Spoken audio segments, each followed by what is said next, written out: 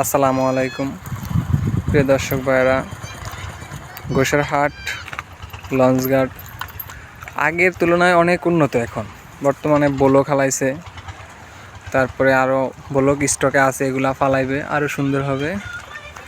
এখনকার আমরা আছি আসরের পরে, দৃশ্য খুব ভালোই। আপনারা যারা আছেন আসবেন, বিভিন্ন জায়গার থেকে মোটামুটি খারাপ না, ভালোই।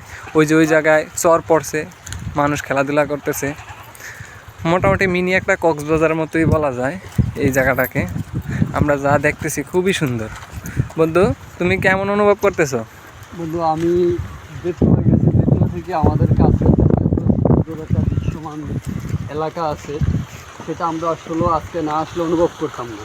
হ্যাঁ, আসাতে একটা আলাদা অনুভব ফিল করতেছি যে এত সুন্দর জায়গা রেখে আমরা বেতুয়া যাচ্ছি।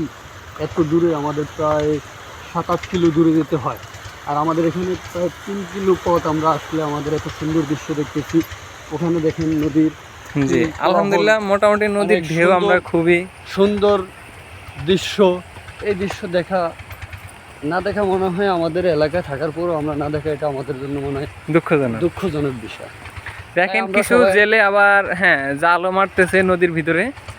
অবশ্যই দর্শক ভাইরা আসবেন, দেখবেন, ঘুরবেন, মন ভালো লাগবে। আর এখানে আসলেও আপনারা যদি আমরা যদি এরকম জানতাম তাহলে সকালবেলা আসতাম। এখানে ফুটবল খেলার মাঠও আছে অনেক সুন্দর। এখানে আবার একটা ইট ভাটাও আছে। খেজুর গাছে গেলে আমরা যেরকম বল টল খেলাতে পারি, এখানে দেখলাম যে ওরকম সুন্দর একটা দৃশ্য আছে। কত সুন্দর জেলে বেড়া মাছ ধরতেছে, এটা না তো মনে হয় ভালোই, খারাপ না। এখানে আসবেন, ঘুরে যাবেন। এই যে জেলেরা এখানে মাছ ধরতেছে। ও